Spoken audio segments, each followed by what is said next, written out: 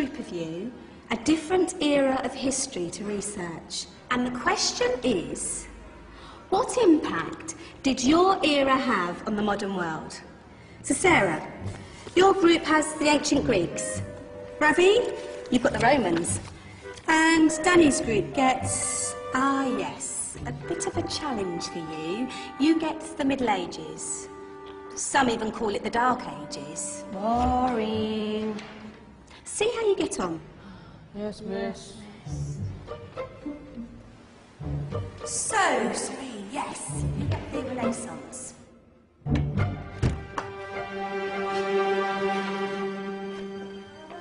Is that the librarian? I guess so. How are the Dark Ages going to have anything to do with us? Excuse me. Sorry to bother you. What do you want? We need to find out what impact the Dark Ages had on the modern world. Never was a period of history so poorly named. Don't touch. It's priceless. And I suppose someone's been filling your head with the usual nonsense, eh? 1,000 wasted years. A black hole in history, am I right? Yeah, sort of. You see, it's always the same. You assume it was all mud, disease, death and destruction, with marauding mobs of barbarians ripping down the good of former civilizations, burning and plundering as they went. Nothing of any worth invented either, eh? Oh, no. Go on, Beofrey. Sorry to bother you. Come on, it's probably not worth it. Everyone knows that the Greeks and Romans invented everything anyway. Oh, did they now? And you're sure about that, are you? You know, I might just have something for you. You seem to be up to the task. I suppose I could... Follow me. I've got just the book for you.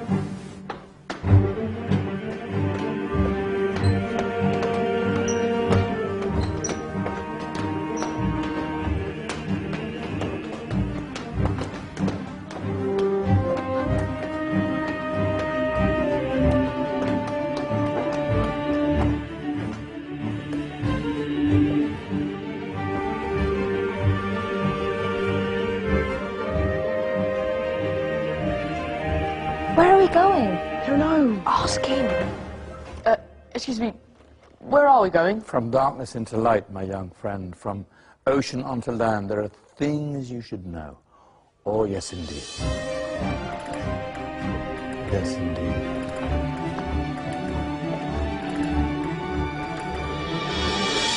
Now, I know I left it around here somewhere.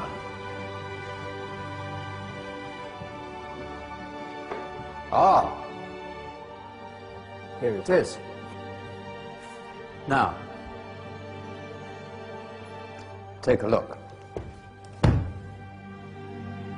If you dare.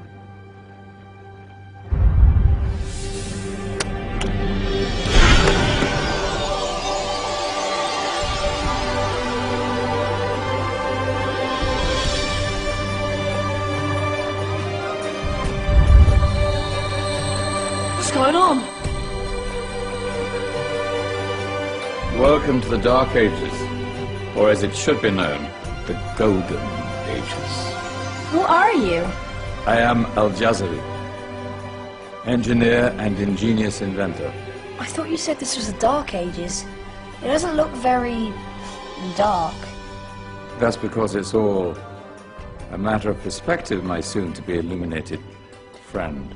Of course, there are parts of the world that weren't dark at all, but in a civilization that stretched from Spain to China, the golden rays of discovery and invention shone over everything. What civilization? The Muslim civilization, my young friend. Through scholars and scientists of various faiths, some of the most important discoveries known to man were made at this time. Discoveries that drew on knowledge of the ancients, but have more connections with your modern world than you could possibly ever imagine. Like what? Well, all sorts of things. I've got to get a picture of this. I knew it was a good idea. Who are you? Allow me to introduce Ibn al-Haytham, a great scientist whose ideas led to the invention of the camera. You invented the camera? I laid the foundations for modern cameras by explaining how our eyes work. I found a way of projecting an image onto another surface through a small hole in a dark room, later called camera obscura. Think of all the things that evolved from this discovery. Cameras, cinema, all share the same principle. Cool. Look out below! Who's that? That's my good friend, Abbas ibn Farnas, who gazed up to the heavens, passionate in his belief that man could fly. Whoa. Indeed, he dared to dream about flying 1,000 years before the Wright brothers. Do you know you all take your jet-setting holidays for granted, so it only seems fair to remember Abbas ibn Farnas. Stand by. I'm ready for takeoff.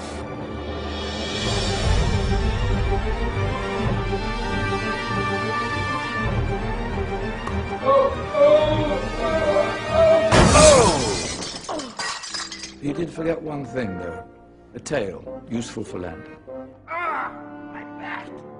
Is there a doctor in the house? Did someone call? Ah, my old friend, why don't you introduce yourself to my young guests? I am Abul Qasim al-Zahrawi. Many call me the father of surgery. Did you actually do surgery back then? Of course we did. In fact, many of the surgical tools that I invented are still used in your modern hospitals. Excuse me, a patient needs my attention. Scalpel? I think I may need some stitches. In that case, I'll use catgut. Catgut? From the gut of animals. Perfect for stitching up internal wounds. Your surgeons are still using it today. Sorry, mustache.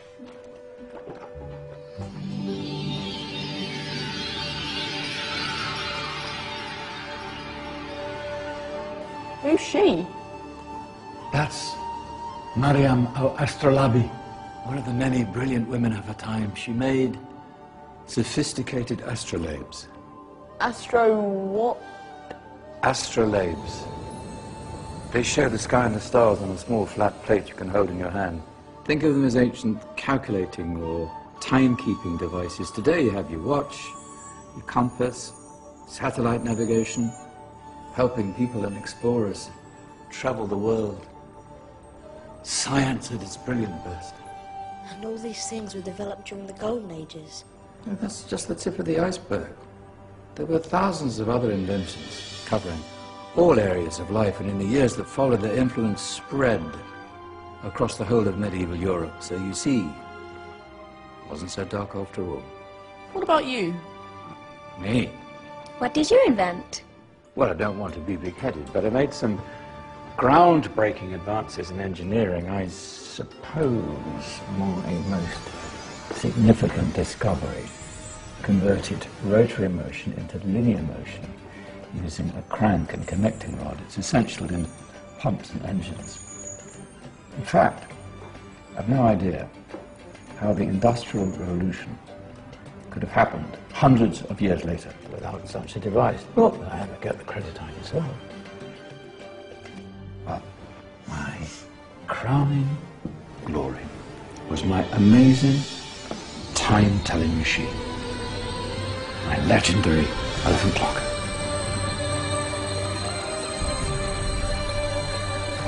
It's a clock. Yes. Dozens of components collected from different cultures around the world. Indian, Greek, Arabian, Egyptian, Chinese. Wow. A United Nations clock. That is pretty cool. Does it actually tell the time? Well, yes, of course. If it wasn't for me, thousands of people would be late for everything. Speaking of time, we'd better get you back. And remember, spread the word. This is a golden age, and I've only shown you a tiny part of this wondrous time. There are countless other scientists and inventions directly connected to your modern world. You're just going to have to find out for yourselves. Oh, wait.